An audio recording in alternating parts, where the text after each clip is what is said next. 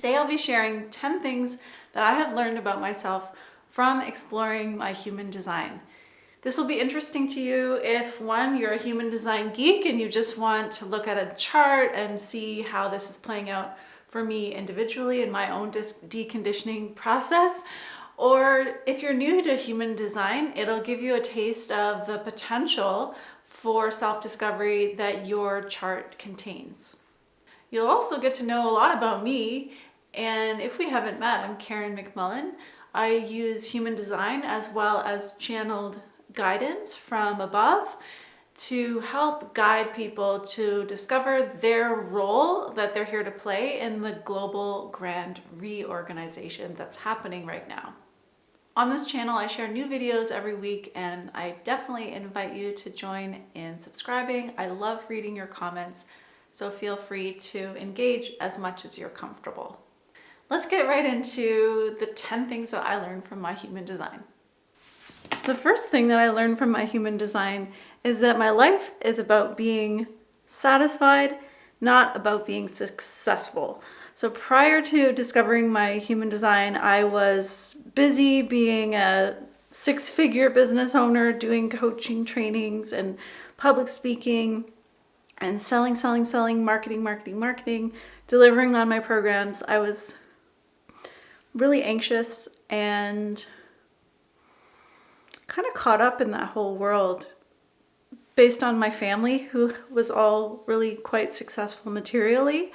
So human design changed the measuring stick by which I was measuring my life, away from, the cultural norms of success to satisfaction. The second thing that I learned from my human design was that anxiety and nervousness was a sign to wait and not to go ahead with something. And before I knew human design, I really suffered a lot from anxiety. I would wake up in the middle of the night totally nervous or worrying about something, mostly related to my business and my clients. And it took me quite a few years to disentangle myself from all the commitments that I'd made to my clients that weren't actually right for me, because I wasn't following my emotional decision making of waiting and just taking my time with decisions and feeling into it to make sure it was going to be right for me. I still struggle with that because I'm a manifesting generator, so I can tend to just move forward with things quickly, but I definitely have a lot less nervousness and anxiety now. The third thing that I learned from human design is not to be driven by my undefined ego center. So what this taught me was a few things. One, I could see how often in business, my decisions were either driven by a lack of self-worth or an inflated sense of self-worth. So, for example, when I would get onto stage, when I was public speaking, I would be trying to show how great I was, and I would be really kind of showy. And after I learned about the undefined ego, my intention when I went on stage was, I'm here because I have energy for this, it feels right, and I'm just here to be myself and do my thing, and that's it. And so it was much less about proving, which was really beautiful and a huge relief. And also, knowing about the undefined ego really helped me with doing my work because, for example, with human design readings, every single human design reading that I do, it's getting less and less now, but for many years when I was doing readings, every time before the reading, I'd get this little voice like, why are you doing this reading? You're not good enough. You shouldn't be doing this. There's people that are better than you, that are more trained, that are going to do a better job at a human design reading. And then I would say to the, that voice of conditioning, like, okay, thank you for saying that. And, this person came to me and I'm the one to influence them. I'm the one that is right for the situation. So I'm just going to trust that this came to me through my network, through responding. It feels right. And I'm going to do my thing and just share. And it has always worked out really, really well. Another thing with the undefined ego was, and this was a really big thing actually, was learning how to not make promises that were going to be difficult for me to keep. And before, my business involved such big commitments and promises, you know, people paying 10 grand for a 12-month coaching program and having a lot of expectations. And that was a huge amount of pressure, and that's also where the anxiety came from. So as a result of human design, I stopped selling year-long programs and started doing basically all my work as one-off things or month to month. So then I could always get out of the commitment, as well as the clients can always get out of the commitment. And that gave me a huge sense of relief. And so I've just been very careful about what promises I do and don't make, knowing that I have the undefined ego, and that once I make a promise, then my life force energy gets bound up into that commitment. So yeah, I've definitely made a lot of changes from how I used to operate, which has allowed me a lot more freedom.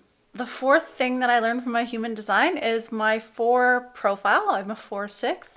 And the 4 really has taught me a lot, because I know that I need warmth and friendliness in my connections, that I'm really here to influence people in my network, and that networking and maintaining my connections is a big part of my purpose. And so that's always been how I have been, but I allow that to unfold more intentionally now.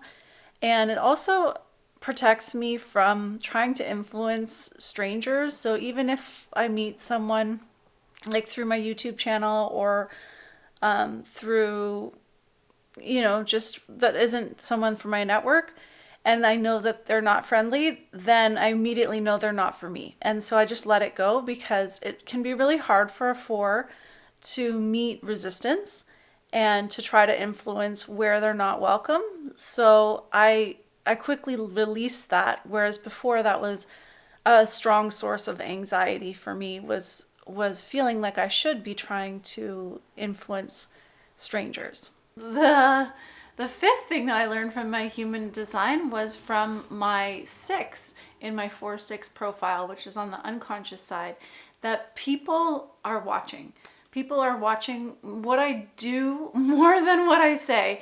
So for example, when I moved to Mexico and lived there and kind of left behind my success, that was the biggest thing that people always commented on for years. Like, I could be coming up with the most brilliant content and sharing the most amazing messages and having the most epic ahas, and the biggest thing everyone would be like, oh, well, the thing that inspires me the most about you is that you moved to Mexico.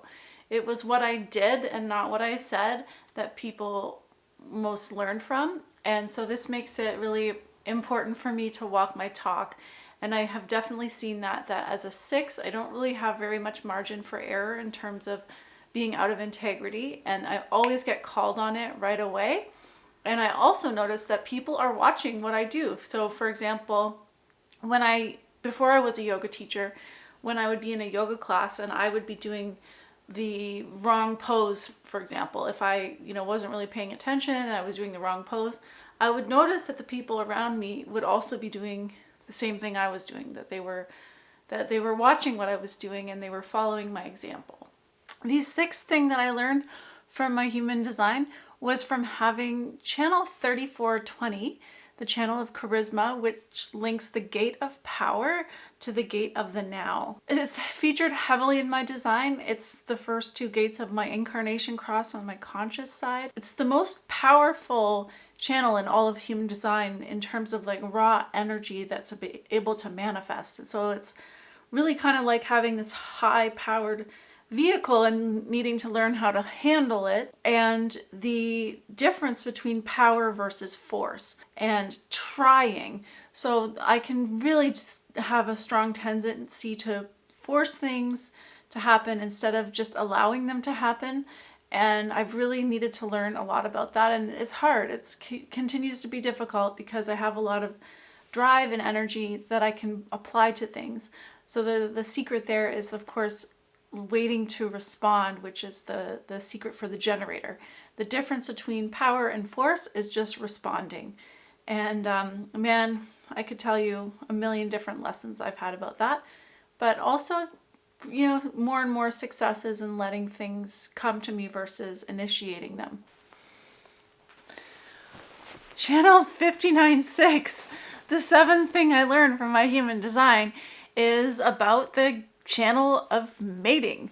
And that is also featured heavily in my design because of my incarnation cross. The gate 59 is on my design sun. And basically it's an important, prominent position for that gate, which is the gate of sexuality. And so this is really a part of me that is called the aura breaker. It makes people feel really intimate and comfortable with me right away. They can also think that I'm coming on to them. And it's led to, I would say, a lot of confusion around sex and sexuality because I had, I think that tenderness and intimacy that I bring has also easily transferred over into abuses related to sexuality. And so I've really, when I learned about my design and saw how important sexuality was, I was really shut down sexually at the time, and it really awakened that part of me.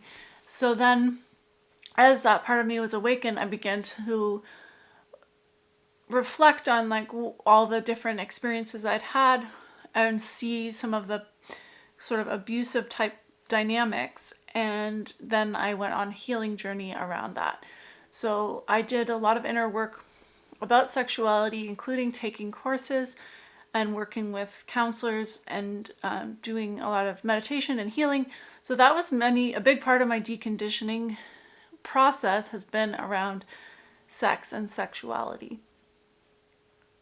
And I would say that I am driven to create intimate connections, and that a lot of my closest friends also have channel 59.6 because there's just this innate real intimacy that we can connect on that level. The eighth thing that I learned from my human design is about having the entire integration circuit, which basically means that I'm really here to be physical and embodied. It gave me permission to follow my passion for yoga and become a yoga instructor, and also to understand that, embodiment is a huge part of what I'm all about. And I also have, with the integration circuitry, the channel of perfected form, so a real sense of the ideal design and structure, which I think plays out in yoga and dance. And as a result of that, I have become a yoga teacher, and also I teach and lead a women's dance and fitness program called the B class, which is quite high-powered and intense. And actually, when I lead that class, I feel like I'm expressing like the deepest expression of who I am, all in one class. Oh yeah, and the integration circuitry also made sense with why I was an outdoor instructor for so many years, because integration is all about self-survival and empowerment. And that's what I was doing for many years when I led outdoor canoe trips and wilderness expeditions. So another thing in my design is a tendency towards the corruption of power. And this is kind of more in the inner workings of the specific gates and their lines, but understanding that about myself, and also having so much power in the integration circuitry and being a 6, which is so important to be a role model, has made it super clear to me that I do have a tendency to move out of alignment and into corruption, and I can be corrupted by power. And as a result, I really need to be careful about that. And I've seen it over and over, but I also really have a strong sense of the corruption of power in others. And so I think it's a double-edged sword of a gift and also a challenge. And so that's something the 10th and final thing that I have learned from my human design is that I am a catalyst. And this shows up with having so much individual circuitry and integration circuitry, which is about mutation and bringing a change to the collective and the tribe. And Individuals are very mutative as well. The 6, the role model, is also mutative. And then my incarnation cross, the sleeping phoenix, is about kind of burning down and rising from the ashes. So the whole idea of transformation and non-linear, irrevocable change is really essential to my design.